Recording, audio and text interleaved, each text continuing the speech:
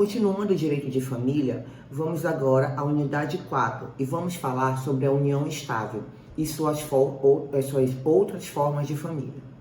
A união estável ela é uma das formas de família reconhecidas no Brasil e seu conceito e requisitos foram definidos para dar proteção jurídica a relações afetivas duradouras que não se formalizam com o casamento. Ela se tornou um instituto de grande importância, pois reflete a realidade de muitos casais na sociedade atual. A união estável ela é a convivência entre duas pessoas, configurada pela convivência pública, contínua e duradoura, estabelecida com o objetivo de construir família. O principal ponto a ser entendido é o que o torna uma entidade familiar não é apenas morar junto ou ter filhos, mas a intenção clara do casal de construir uma vida em comum como se fossem casados. O artigo 1723 é a principal fonte que define a união estável e reconhece como uma entidade familiar.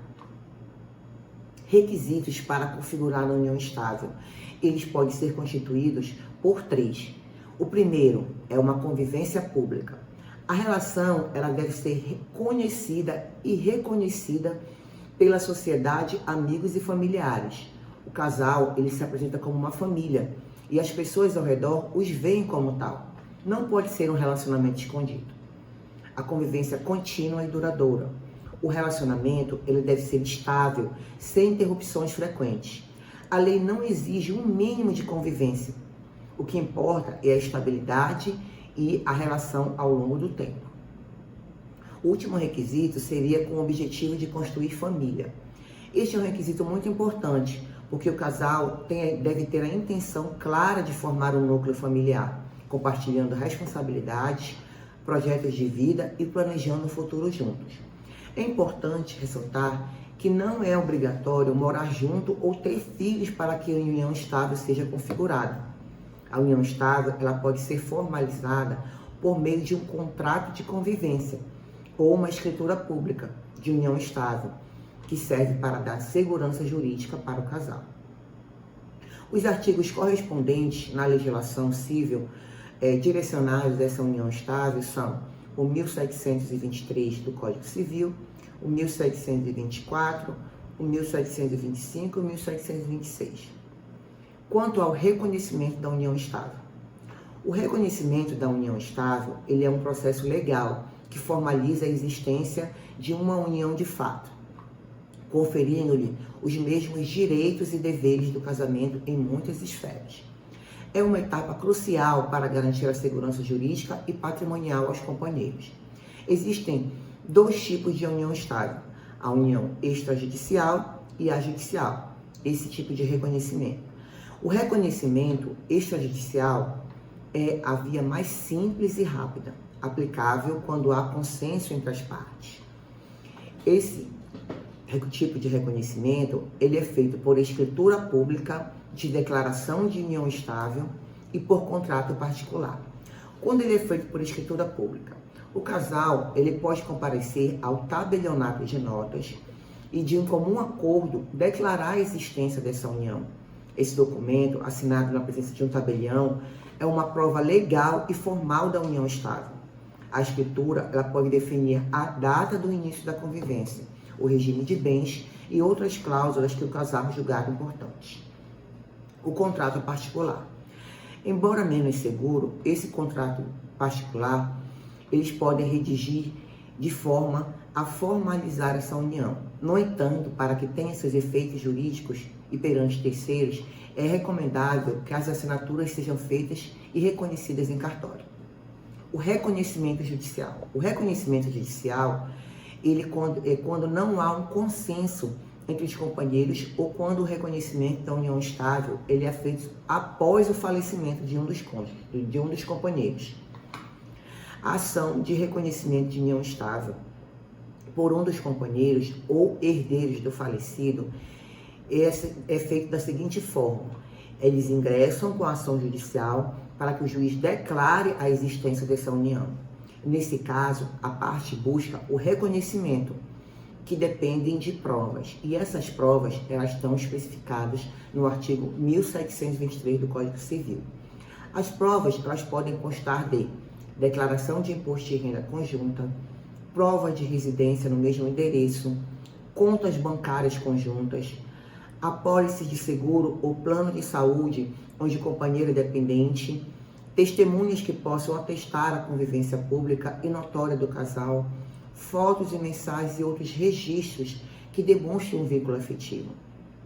Os artigos do Código Civil que fundamentam todas as razões do reconhecimento de uma união estável, eles podem ser encontrados no artigo 1723 e 1725 e 1641.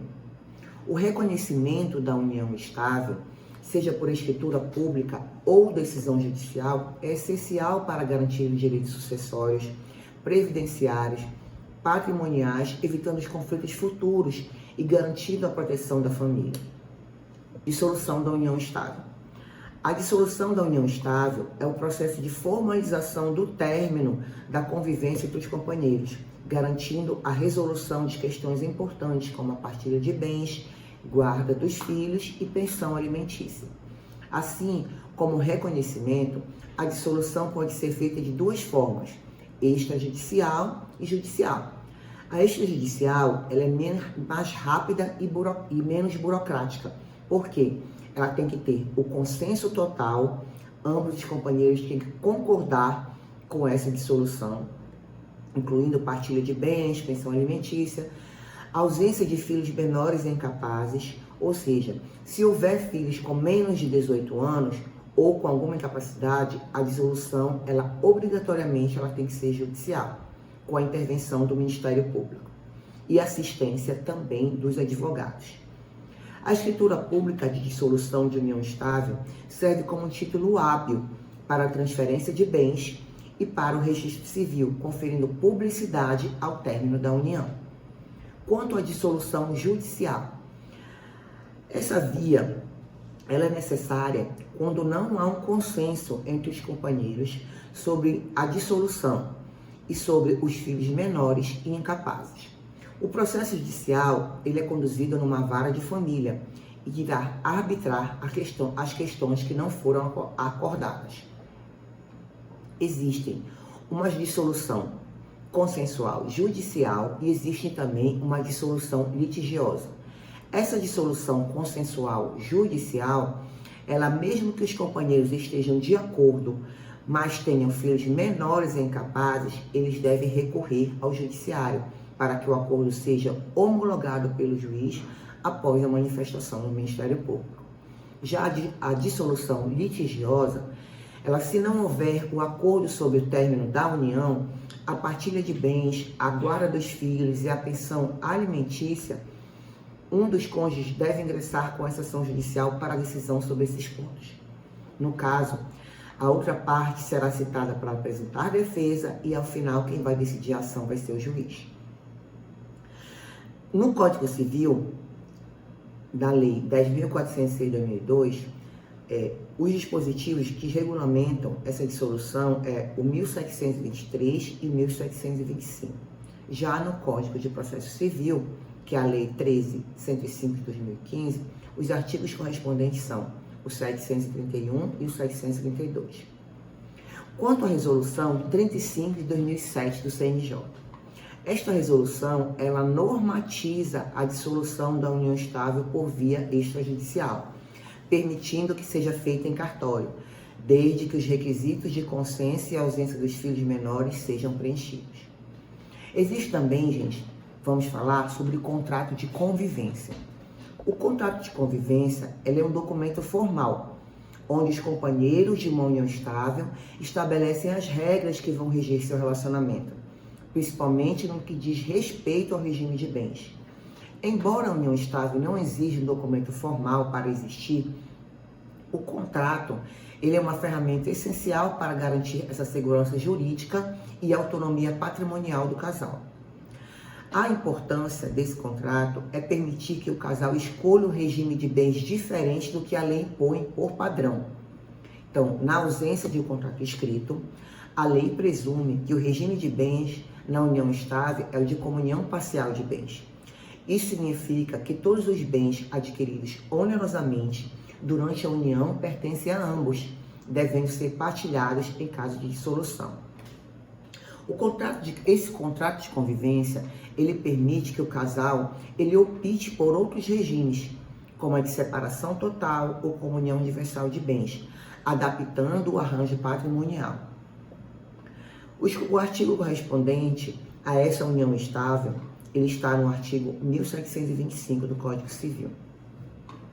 É a base legal e ele deixa claro que se não houver um contrato escrito, a regra é a comunhão parcial.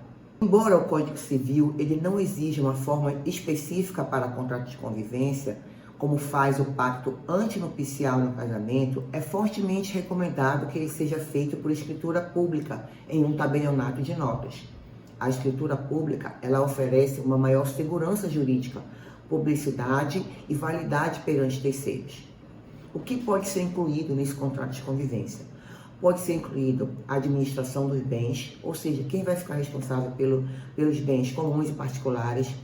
Pode ser estabelecido a partilha de bens, como vai ficar estabelecido essa divisão de patrimônios, as questões financeiras, ou seja, a distribuição das responsabilidades, de despesas, dívidas e outras cláusulas que os conviventes se acharem importantes, como destino de animais de estimação, respeitando sempre os limites legais.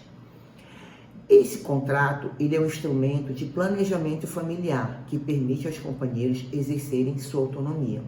É uma forma de evitar futuros conflitos e garantir que a união seja pautada pelas regras que eles mesmos escolheram. Não esqueçam dos exercícios da unidade 4, que vão estar expostos na plataforma, e também de acompanhar a próxima unidade.